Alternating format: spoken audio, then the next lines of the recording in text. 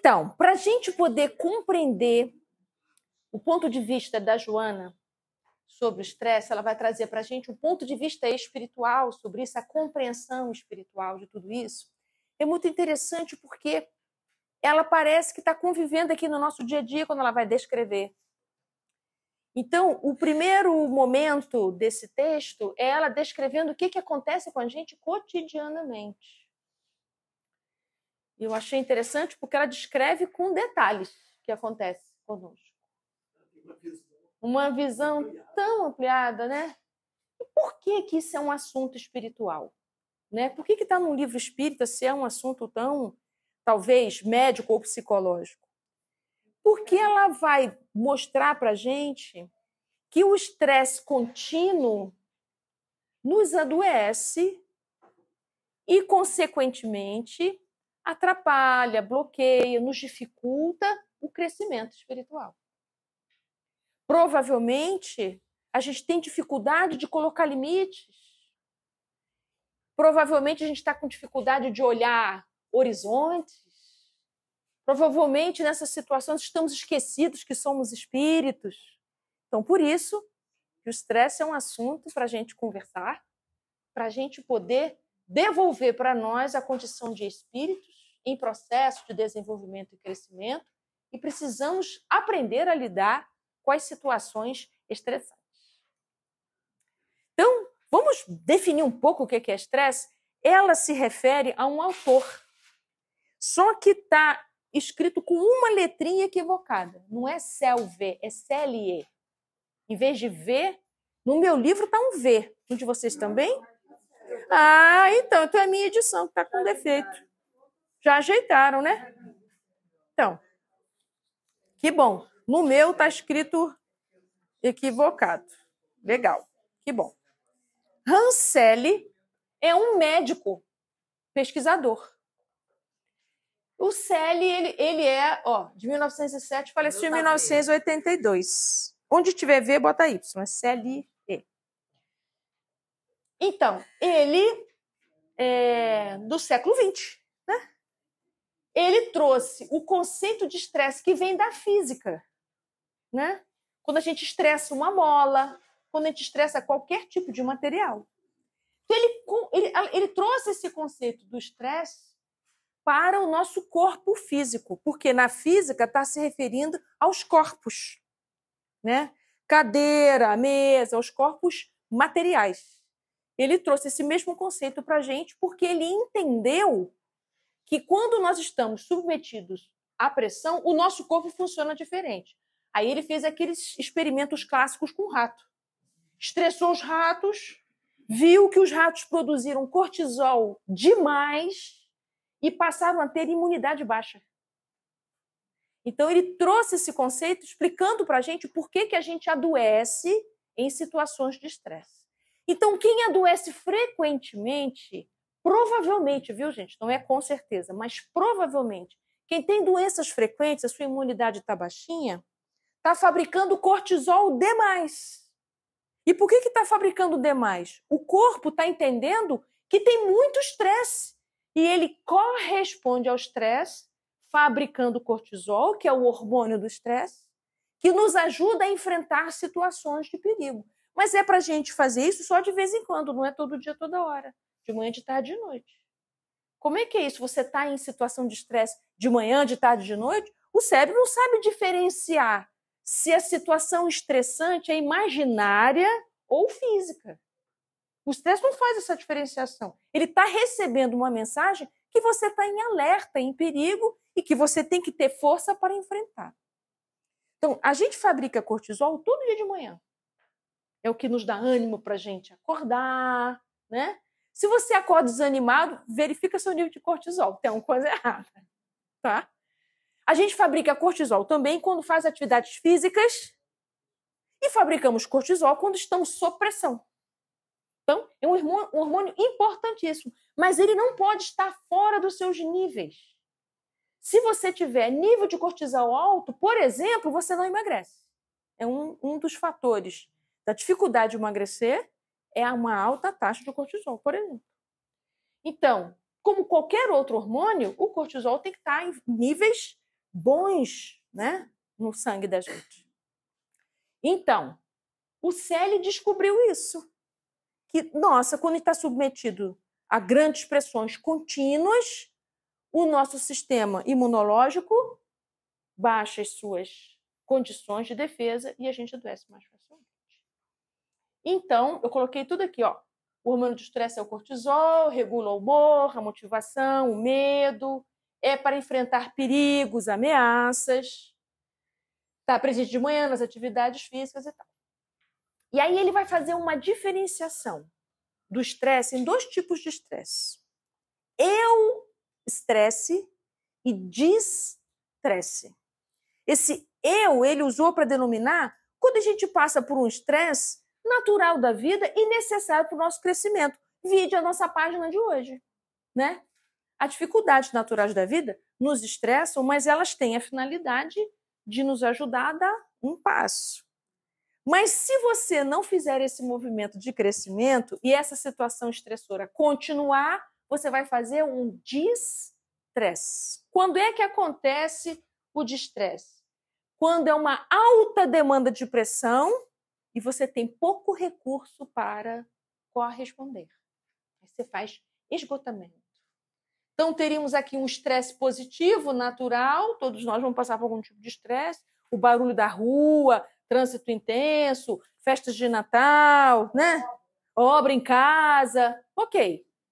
Mas, se esse estímulo for muito grande, durante muito tempo, você não tem recursos para poder acolher, cuidar e enfrentar isso, você vai começar a adoecer. Nós estamos diante do distresse. Então, tem 3 níveis desse distresse.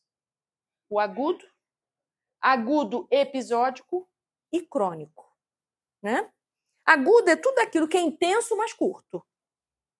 Dá e passa. Né? Episódico quando é, às vezes. E crônico, que é o que nos adoece e deixa a gente muito mal, é quando você está submetido àquilo muito tempo, muito tempo, muito tempo. Por exemplo, cuidar de um doente por longo tempo é de estresse. Né? Por isso que a gente precisa de cuidador, de médico, da família para ajudar. Se você for sozinho para dar conta de um doente, por mais jovem que você seja, por mais força que você tenha, o próprio envolvimento emocional que você tem com o familiar já diminui os seus recursos de dar conta da demanda alta. Então, quando é que tem de estresse? Toda vez que é alto o volume de coisas, de compromissos, de coisas que você tem que dar conta, né? E você tem poucas condições para isso. Condições psicológicas, condições financeiras, condições emocionais, condições sociais, não importa. Aí a Joana vai dizer um negócio muito interessante aqui. Ela vai dizer o seguinte: se você for daquele que tenta se livrar de tudo quanto é estresse, isso também é estressante. Não é incrível?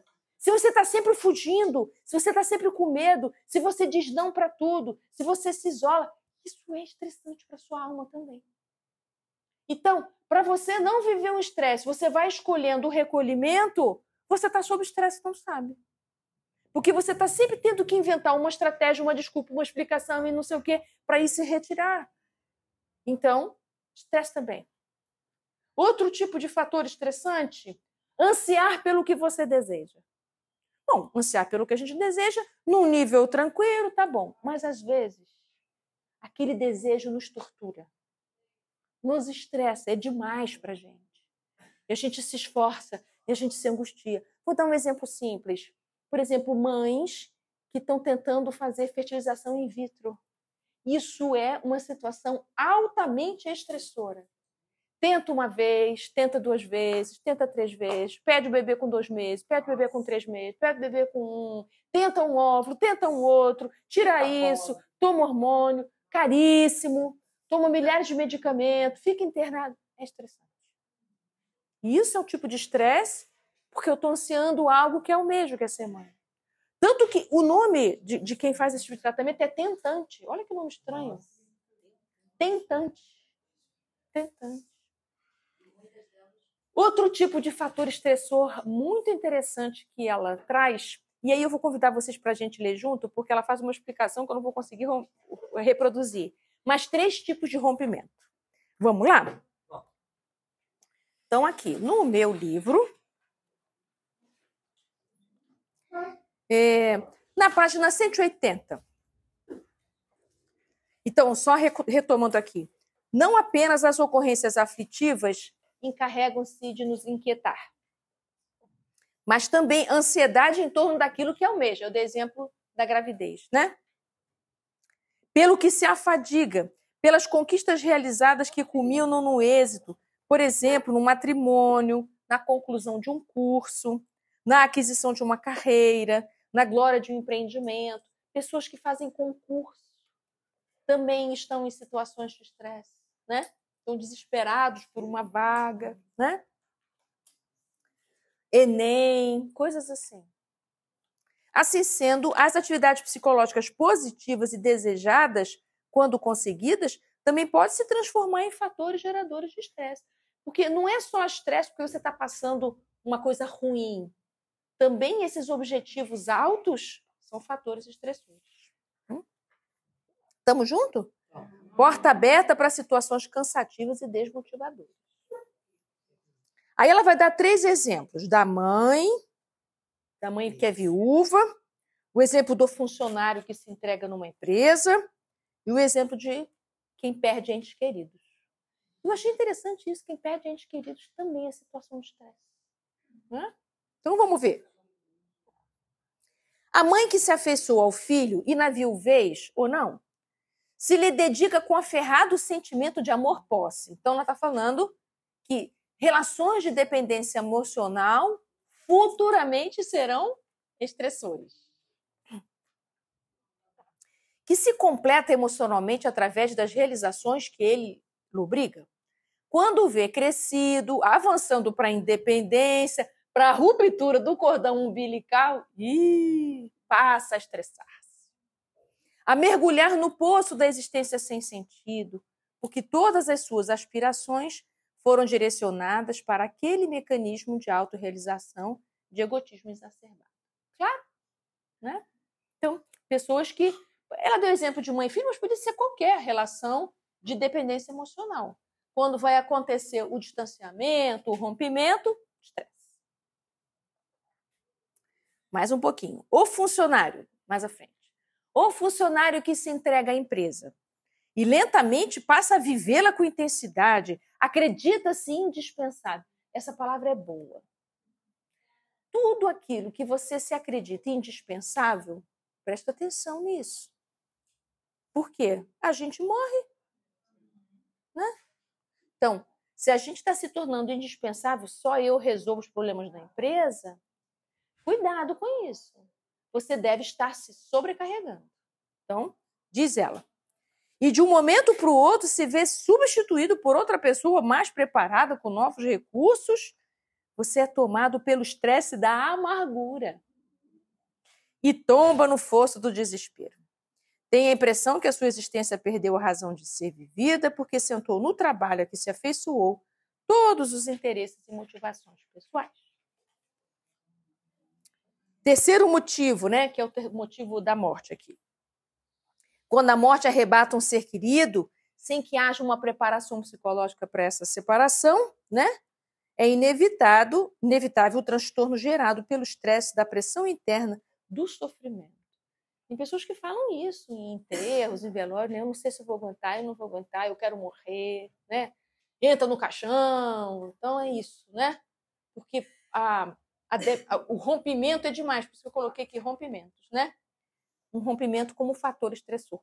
Não é para todo mundo que é, não é? Para algumas pessoas, não. Muito bem. Ela vai dizer um pouquinho mais para frente. Ó, as experiências sociais e humanas, lá na página 182. As experiências sociais e humanas, os desafios, as dificuldades, as lutas e desacertos não deveriam se constituir em força estressante. Porque tem por objetivo amadurecer a capacidade emocional. Então, ela diz assim, não precisaria que tudo fosse de estresse. Poderia ser estresse só. É estressante, é pesado, mas eu vou alargando aqui, criando condições de suportar.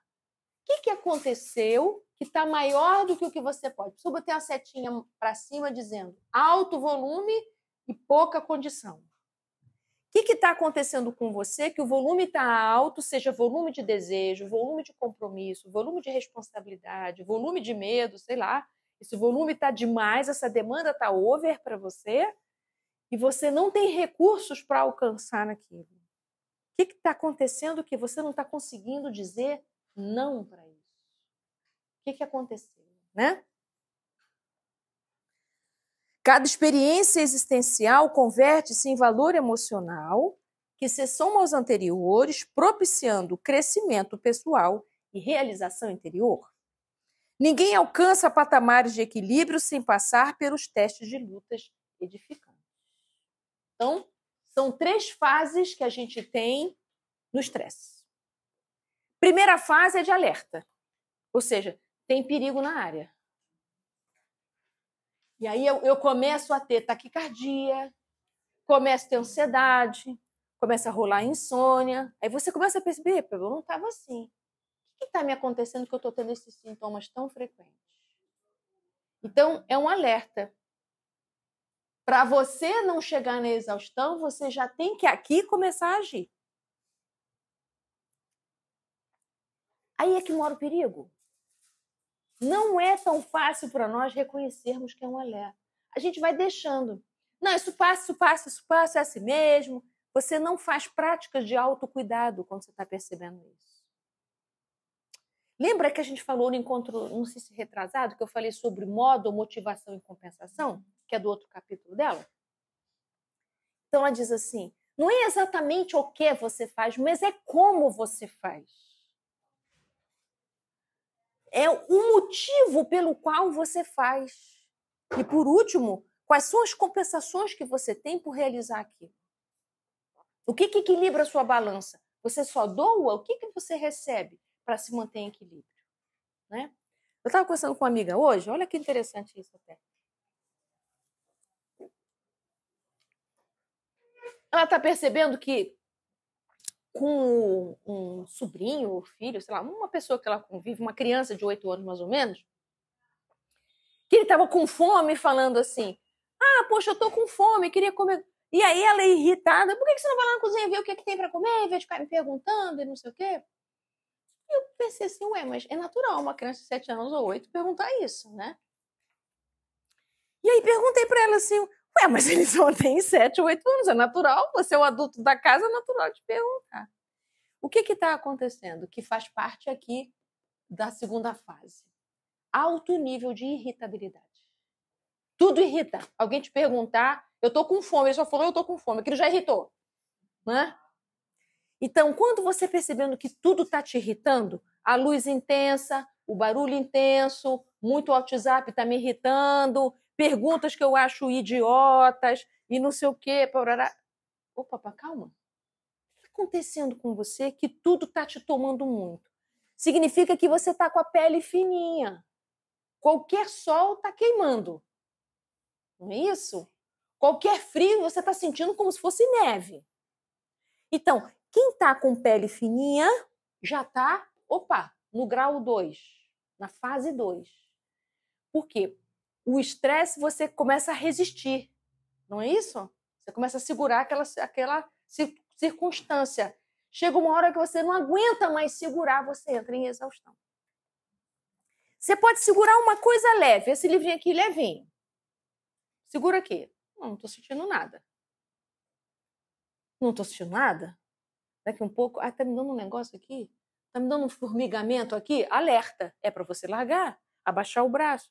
Você, não. Mas acontece aqui, poxa, né? Se eu não segurar, ninguém segura? Pode acontecer uma catástrofe se eu não segurar o livrinho. Aí você continua. Qualquer pessoa que chegar lá e me chamar de bonita, eu brigo. Porque eu estou com muita dor no braço. Eu estou na fase aqui, porque eu estou resistindo, eu não estou conseguindo soltar. E aí, então, a gente adoece gravemente, faz burnout, que é os sintomas da neurastenia e tantas outras coisas. Que o burnout é muito aplicado para o trabalho. aqui para qualquer circunstância. Então, começou a perceber que tudo está te irritando, opa, você já saiu do alerta, você já está em nível de resistência. Então, você precisa olhar o seu redor e identificar quais são os fatores estressores que estão presentes aqui. O que é que eu estou segurando tanto? Ou seja, qual é o livrinho? O que é que eu estou segurando aqui sem parar? Era levinho, mas acontece que sustentar o levinho fica muito pesado para a gente. Só que a gente tem, às vezes, a impressão que se largar é fraqueza, se largar... Opa, deu certo. Se largar eu posso perder o emprego, se largar eu vou perder dinheiro, se largar isso, se largar aquilo, se largar aquilo, não sei o quê. Estava conversando, agora me lembrei aqui de um cara engraçado pra caramba. Ele era engraçado, agora está estressado. Ele tinha uma vidinha boa. Olha só como é que a gente se enfia em estresse, cara. Ele tinha uma vida ótima. Mulher, os filhos, né, dos seus 8, 10 anos, as crianças, morando num apartamento próprio, de 2 quartos, na Zona Sul, feliz. Aí, ele e a mulher começaram a achar que o apartamento está pequeno, porque as crianças estão crescendo. Era um quarto para as crianças e um quarto para eles. Então, vamos mudar para um apartamento maior, né, para ter mais um banheiro, porque um menino e uma menina, não sei o quê. Gente, estresse total. Porque a venda tem que ser casada. Porque onde é que a gente vai ficar? Vende aqui, mora onde? Não sei o quê. Aí procuraram demais. Muito, muito. Se estressaram procurando, desesperados procurando, porque queriam encontrar antes do Natal. Aí encontraram um apartamento razoável, porque não tinha dinheiro para o excelente, aquela coisa, né? Olha o sofrimento de ansiar pelo que é o mesmo. Então compraram um bom, porém precisa obra. Não dava para ficar no apartamento anterior, porque a venda era casada. Então tem que sair do anterior. Para onde eles vão? Para um alugado. Ruim. Para não poder gastar tanto com aluguel e condomínio. A obra vai levar de 6 a 8 meses. Ruim. O dinheiro que tinham guardado para sei lá o quê, vai para a obra. Bom, tudo por uma boa causa. Vamos para um apartamento maior. Os pais não dormem mais. Os dois não dormem. Dorme, insônia. Como é que vai caber todas as coisas dentro do apartamento alugado? Estresse. Ele não dorme, sono frio, toma Rivotril todo dia, sofrimento. Eu falei, mas vem cá, mas não era para trazer alegria de apartamento? O que aconteceu com vocês, né? Então eu comecei a conversar com eles assim, meus amigos. Ele era engraçado, ele não é mais engraçado, ele agora é estressado. Vamos estressar. E aí ele falou o seguinte, não, mas pra que a gente vai fazer isso? Agora a gente não pode mais voltar atrás, porque para voltar atrás vou perder o dinheiro do sinal. É um inferno, né? Vou perder o dinheiro do sinal, que é semelhante ao dinheiro que seria da obra, então trocar 6 por meia dúzia. Assim, mas a gente tem que pensar numa solução. Você não pode ser um condenado pela alegria de comprar um apartamento. Não é possível que você seja um condenado. Eu tenho uma solução para você. Ó, presta atenção. A minha solução, que bacana. Vocês estão indo para um apartamento alugado, não é? Não é? É. Fica aí nesse apartamento. Vocês não vão ficar 6 meses para a obra? Durante esses 6 meses, vende esse apartamento que vocês compraram. Vende ele. Vende esse apartamento. E compra outro que não precisa de obra, gente. Ou uma obra menos ambiciosa. Aí, olha que barato. Quando eu falei isso, não, mas espera aí. A vista do apartamento é maravilhosa. Aí o apartamento passou a ficar bom. Vista maravilhosa. É um pouco recortado o quarto, mas eu tenho a impressão que o arquiteto vai encontrar uma solução. E não sei o quê. Eu falei assim, agora o apartamento já ficou bom, você não é mais estressante? E aí, então, eu fui conversando com eles dois, tentando transformar de estresse em eustresse. Porque, entendeu? Se eu me encontro numa situação encurralado, de estresse. Se eu consigo ver mais uma opção, virei eustresse. Ele estava se sentindo, esse casal estava se sentindo assim, não tem jeito, é isso, a gente vai ter que pagar essa obra, meu Deus, fizemos tudo errado, a gente não fez boa escola. Eu falei, mas tem outra solução, não tem só essa? Vende esse troço, vende esse negócio. Não é? Você não vai ficar no apartamento alugado mesmo? Em 6, 8 meses, dá tempo de achar um apartamento em 6, 8 meses. Qualquer coisa aumenta o tempo do aluguel, meu Deus.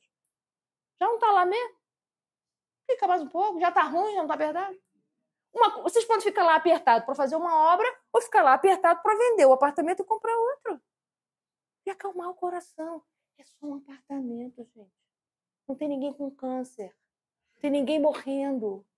Só um apartamento para dar alegria. A vista é impressionante. É para onde a vista? Ah, para o Parque Lage. Upa! Que vidão essa janela. Já estou querendo tomar café nessa janela. Que beleza. Então, o que eu compreendo com o que a Joana está dizendo para a gente, quando ela fala em ansiar pelo que a gente almeja, a gente pode fazer um projeto de felicidade e aquilo virar um elefante na vida da gente, um desespero. Aquilo que era para dar alegria, né? Fui combinar com a minha família da gente passar o carnaval em Caldas Novas. Eu, meus filhos e os pequenos. Já estava virando de estresse. Estava virando de estresse o negócio. Mas, meu Deus, como é que vai ser no avião? As 3 crianças! Você quer isso, eles, né? Os meninos. Isso! E mais aquilo! E o preço da passagem de avião? Eu falei, vamos resolver o seguinte? Vamos para Itaipava? Simples assim. Eu tinha imaginado a gente nas águas quentes com eles. No possible! Vamos para o frio de Itaipava. Não tem problema. Não tem problema. Por que vira de estresse? Porque você fica sem saída. Você está condenado àquela situação. Como é que a gente sai de situações estressantes?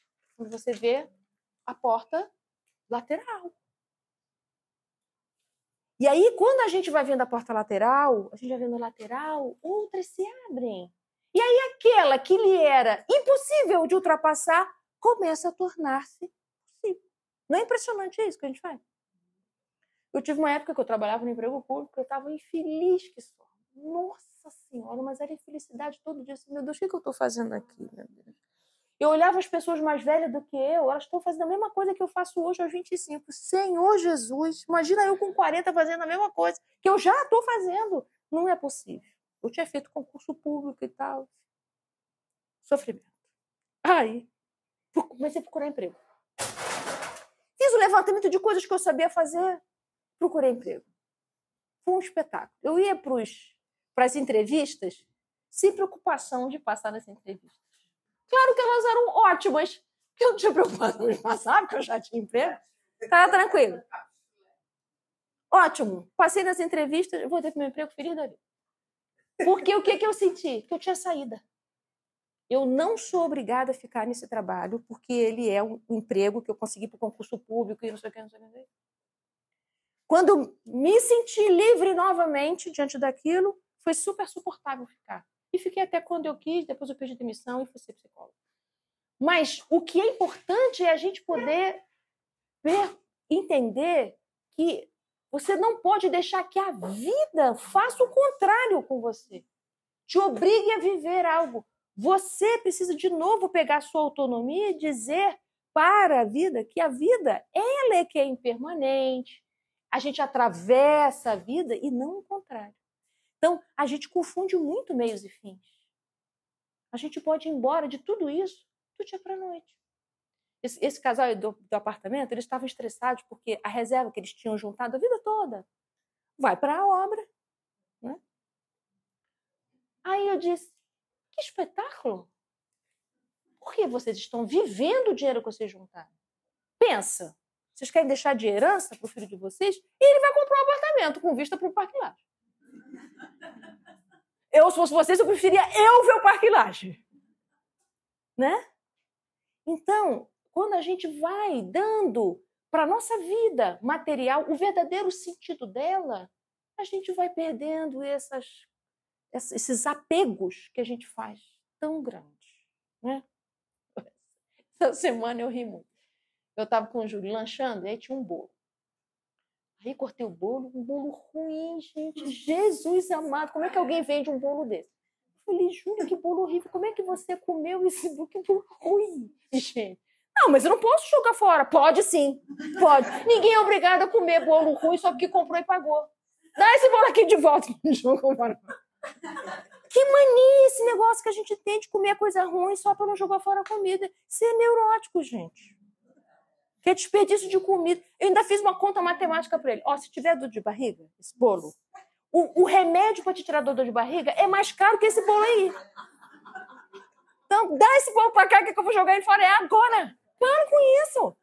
É isso, entende? A gente vai ficando exprimido na vida da gente, comendo coisa que não gosta, comendo coisa que é ruim. Pode até não estar ruim, não gostou, não é para comer, gente. Por que come o que não é gostoso, o que está passado, o que não está bom? Que matemática doida é essa que a gente está fazendo? Entendeu? Então, a gente pode ir saindo das situações estressantes e tendo uma vida mais leve. Muito mais leve. Sabe o que é a consequência? Qual é a consequência que rola quando a gente é rígido com a gente assim? Comendo o que não gosta, comendo o que está ruim? A gente não deixa ninguém em volta a fazer isso. Entendeu? A gente fica mal quando alguém usufrui da vida. Porque eu não usufruo, como você pode usufruir? Então, eu passo a ser crítico, julgador do outro. Ah lá, não faz nada. Né? Que eu me estresso demais, eu não me dou o direito nem de descansar. Como é que o outro pode descansar? Então, a gente precisa ir repensando isso. Então, esse capítulo é para a gente repensar as situações estressantes. Por que a gente não pode estar na nossa vida com mais alegria, com mais leveza na nossa vida? Então, tem pessoas que dizem assim para mim, não, mas acontece que eu sou muito exigente comigo mesmo, né? Eu sou perfeccionista. Que pena, hein? Você acha isso legal? Sim, porque isso é um valor da modernidade. Você vai numa entrevista de emprego, se você disser para o entrevistador que você é perfeccionista exigente, ele vai achar, ó, se você fosse contratar uma faxineira e ela dissesse que é perfeccionista exigente, o que você acharia? Que espetáculo, estou querendo. Né? Então, a exigência, a busca pela perfeição, a excelência, é algo que a modernidade criou. Isso não é um valor moral positivo. Porque a exigência, o perfeccionismo é estressante. É uma alta demanda para a gente. São demandas, inclusive, não humanas para nós. Então, a gente quer excelência em todas as áreas da vida. Está sempre achando que está faltando.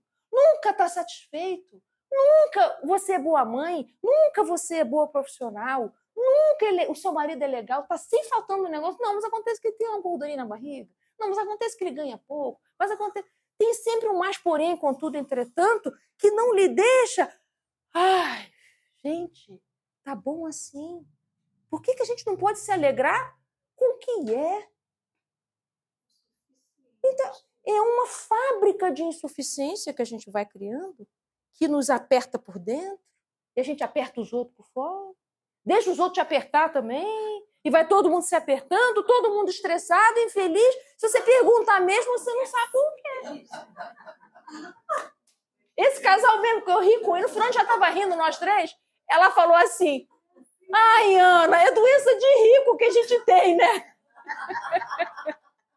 Tô até com vergonha aqui, tô sofrendo. Não é isso, é porque a gente quer fazer tudo excelente. Vocês não são arquitetos. Qual é o problema de ter escolhido uma coisa que não é 100%? Vocês escolheram um apartamento 80% bom, que precisa de obra. É isso, sabe?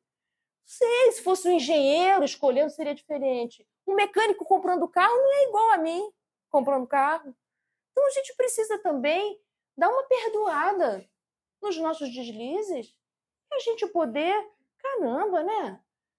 Leve, menos, pegar mais leve. Jesus pegava leve com todo mundo chegava lá, mestre, eu sou um pecador. Ele, e qual é o seu problema?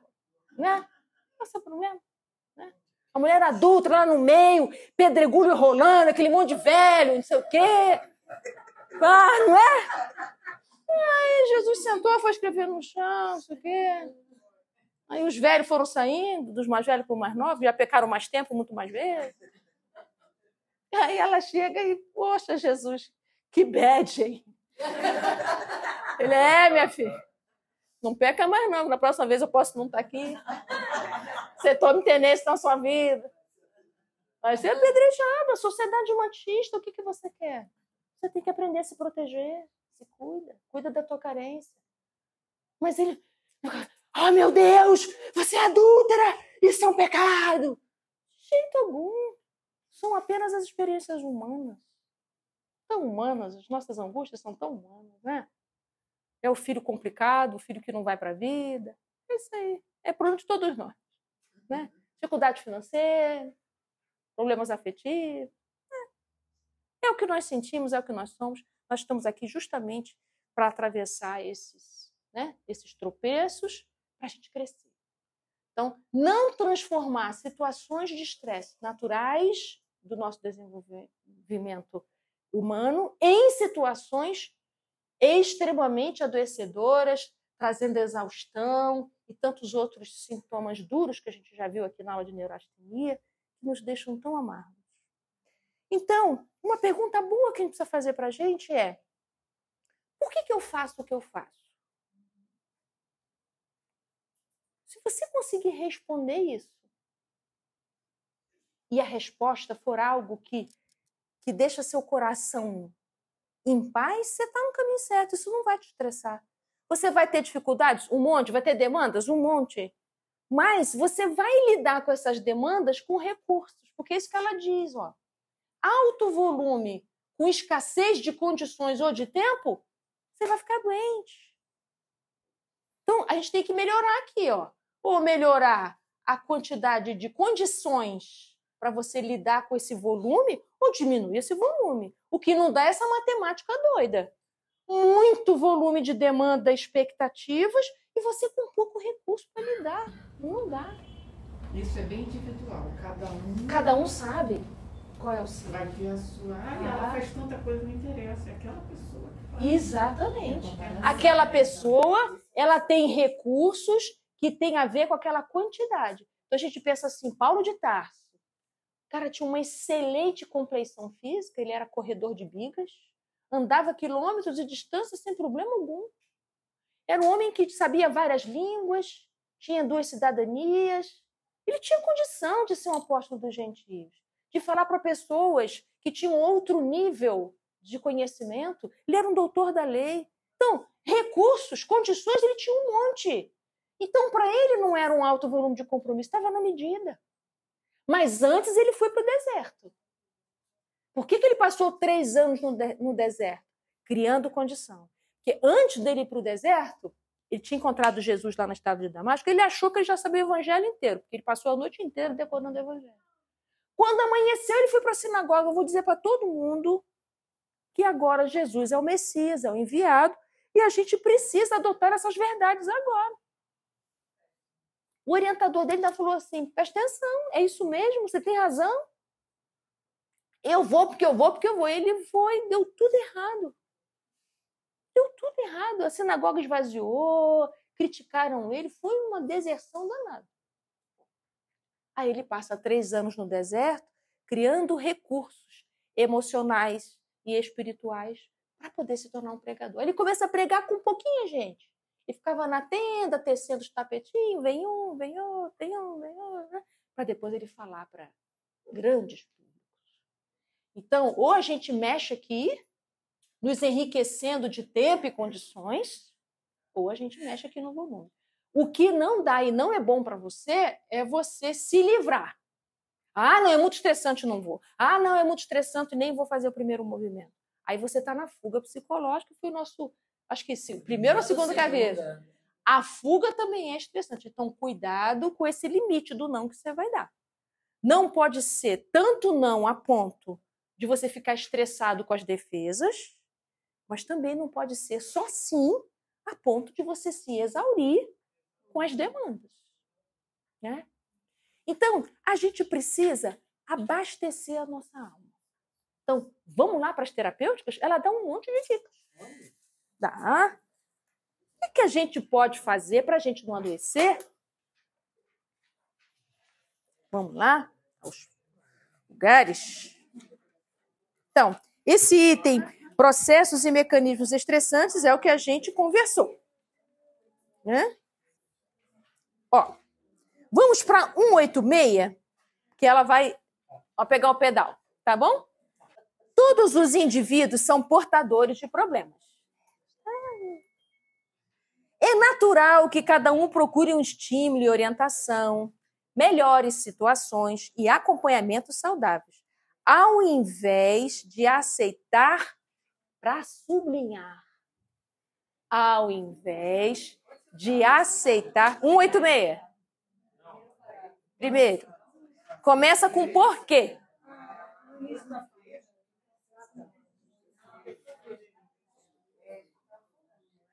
Então, ela está dizendo para a gente assim, é um pouquinho antes da terapêutica, porque ela trouxe alguns alertas importantes. Então, se você pensa assim, sei lá, você tem mais recursos que a sua família, então todo mundo te pede. Mas chega uma hora que você cansa desse lugar. Isso é alta demanda. Pode ser dinheiro ou qualquer tipo de recurso, sei lá. Você é bom nisso ou bom naquilo e tal. Mas estão sempre te pedindo e você está sempre atendendo. Consequência disso, chega uma hora... Exaustão. Isso, exatamente. Aí você não consegue dizer não. Poxa, mas se eu tenho para dar, como assim eu não vou dar? Mas se eu posso fazer, como assim eu não vou fazer? Então, cuidado com esse lugar. Porque eu sei que você tem para dar. Mas será que você tem condições para dar assim, ilimitadamente? Né? Aí a gente dá uns nomes feios. Mas isso é abandono. Mas isso é rejeição. Mas isso é falta de caridade. Olha, é falta de caridade com você. E abandono com você. Você dá mais do que você tem condição. E se exaure com isso. Então, olha o que ela vai dizer aqui. É natural que cada um procure estímulo e orientação, melhores situações e acompanhamentos saudáveis. É saudável quando está em equilíbrio. Eu dou, eu recebo. Eu dou, eu recebo. Ao invés de aceitar pessoas que explorem os seus valores. E permaneçam na inatividade. Você faz a beça para aquela pessoa e ela não faz tanto assim por ela. Ou no estado de dependência. Olha, isso aqui é seríssimo. Ela está dizendo para a gente assim, isso não é caridade, não. Caridade é ensinar a pegar o peixe. Não é dar peixe, não. Se a fome for alta, você dá um peixinho hoje, mas dá a aula de ensinar peixe logo. Porque senão você cria dependência, o outro fica na inatividade e você, o doador universal e ilimitado. Nananina, não. Isso aqui você adoece. O que o Celi descobriu? Estresse de longo prazo diminui as nossas capacidades de imunidade do corpo e a gente adoece gravemente. É isso que Deus quer pra gente? Não acredito. Inegavelmente, são muitos os fatores que levam ao estresse, mas, ao mesmo tempo, inúmeros os recursos para a liberação das cargas opressoras. Por isso que eu falei, libera a carga de opressão, né? Quando se deseja mudança de comportamento e aquisição de bem-estar. Relacionamento de dependência é uma carga opressora. Aquela pessoa não dá um passo sem você agir, ou você fazer, ou você dar, ou seja o que for. Né? É inevitável a ansiedade em diversas situações, no entanto, sob controle e lucidez, evitando que se atinja níveis psicológicos e orgânicos doentios, que é o transtorno de ansiedade generalizada. Ansiedade, no nível comum, faz parte, todo mundo tem. Mas você já acorda ansioso? Tem que tomar Rivotril para você passar o dia? Não tá bom, não, gente. Você precisa cuidar. Tem que diminuir essa carga opressora que está sobre você. Não? Quando se assentam os ideais e objetivos superiores e se realizam reflexões saudáveis e otimistas, adquirimos forças morais para saber selecionar os fenômenos perturbadores daqueles que são edificantes. Como é que a gente vai discernir o que é edificante e o que é perturbador? Eu vou ter que fazer um exame aqui. Né? Desse modo, é possível experienciar a ansiedade com equilíbrio, sem sofrimento, sem distonia, consciente de que todo o processo exige um tempo próprio para se realizar e que nem sempre as questões se resolvem conforme parece para cada um, mas de acordo com as circunstâncias e possibilidades que lhes são próprias, né? Foi o que você colocou para a gente aqui, exatamente. Cada um tem um tempo, uma condição. Isso aí. Essa compreensão faculta a administração do processo de ansiedade dentro do limite natural, né? E próprio das ocorrências do cotidiano. Educar a mente e o sentimento é um dever inicial para a gente superar qualquer mecanismo estressante. Bacana, né? Que texto profundo isso, né? Cuidar das nossas relações de dependência, cuidar dos nossos apegos. Aí você fica doente, não sabe por que você está doente. Né? O que te aconteceu? E aí ela vai dizer assim, terapia para o estresse. Número 1, crença na vida futura. Por que crença na vida futura ajuda a gente a sair do estresse? O que vocês acham?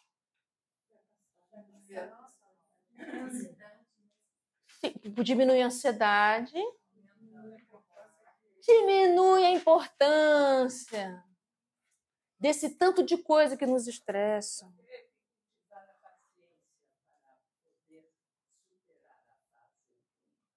Cultivar a paciência, bom, né?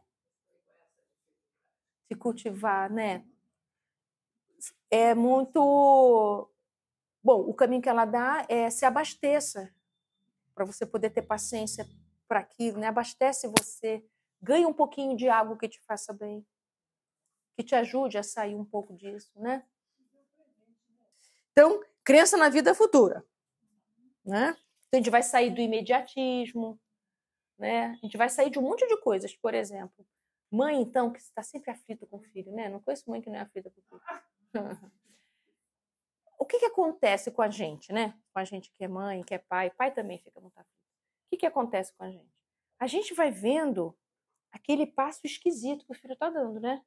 Seja ele lento, complicado, mas acontece que o nosso coração vai lá para frente. A gente já vê lá na frente hecatombe, catástrofe, desgraça.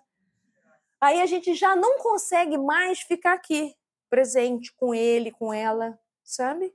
Porque a gente já está lá. Ok, você ir lá, mas volta. Vem para cá. Vem para aqui, para esse momento, para essa circunstância. Atua aqui. Que você com a cabeça lá, você não vai ter ideias para agir aqui. Aqui você vai ter só aflição, aflição, aflição, aflição. Então, o lá vai acontecer consequentemente ao que for acontecendo aqui. Então, vamos trazer o lá para cá, né? Para aqui. O que eu posso fazer agora? Então, perguntar para o seu filho o que ele precisa, ou você começar a identificar o que ele precisa, para ele ficar minimamente bem e caminhar, tá ótimo. Resultados, entrega para Deus isso. A gente não tem como controlar resultados. Não temos. Só lamento. Não tem. Tem coisas nos seus filhos que só vão amadurecer na próxima encarnação. Nessa não vai rolar. Né? Eu costumo dizer para muitas mães isso. Há filhos, há espíritos que reencarnam com a missão de conseguir ficar vivo, não se matar.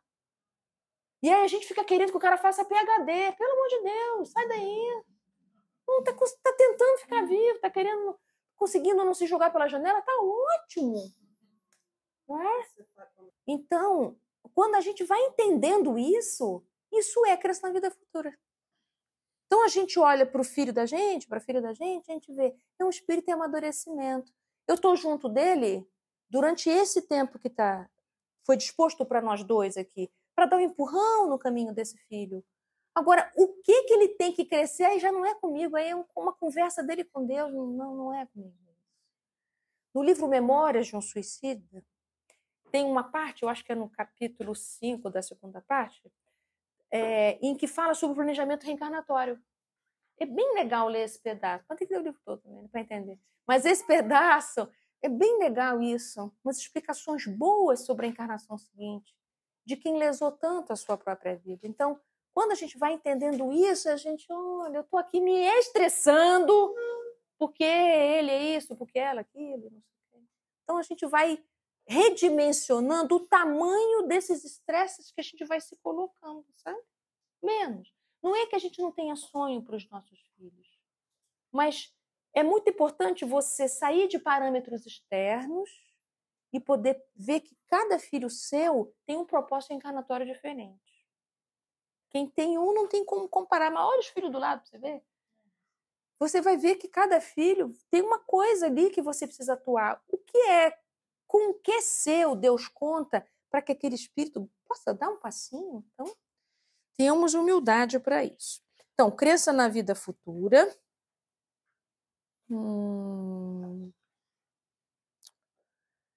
Deixa eu ver.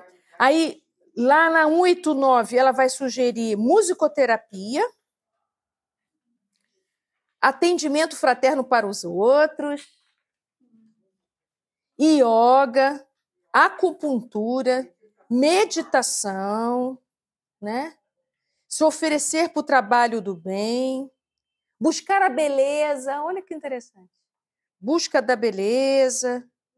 Então, ela deu aí um tanto de dicas para a gente, para dizer, né, que apesar desses recursos, se o paciente permanecer em transtorno por estresse, não deve adiar a assistência de um psicoterapeuta, né, a fim de evitar a instalação de problemas neuróticos mais graves.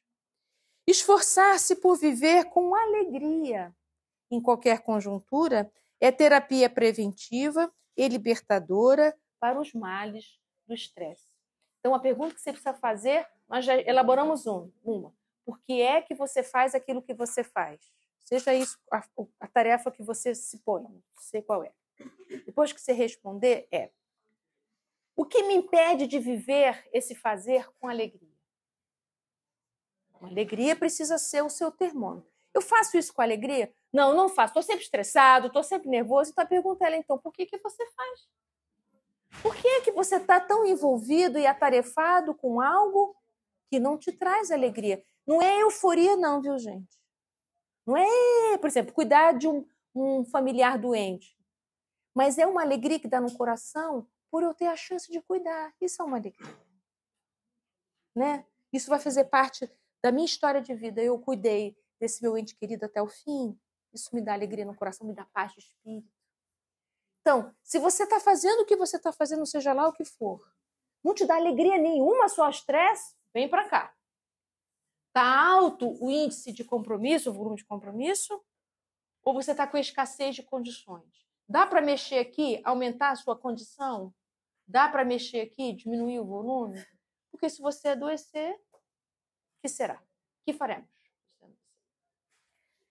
Tem uma situação de estresse que não está aqui, mas que eu já vi que eu achei interessante. Pessoas ociosas. A ociosidade também estressa. O vazio.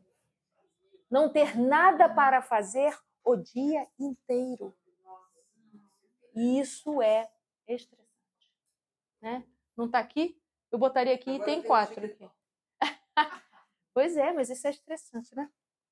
Situações de comparação nos deixam muito. Todo mundo está agindo, todo mundo está vivendo e você não. Isso é muito preocupante. Como você age nessa situação? Quando você você sugere para a pessoa sempre tem uma desculpa para não fazer.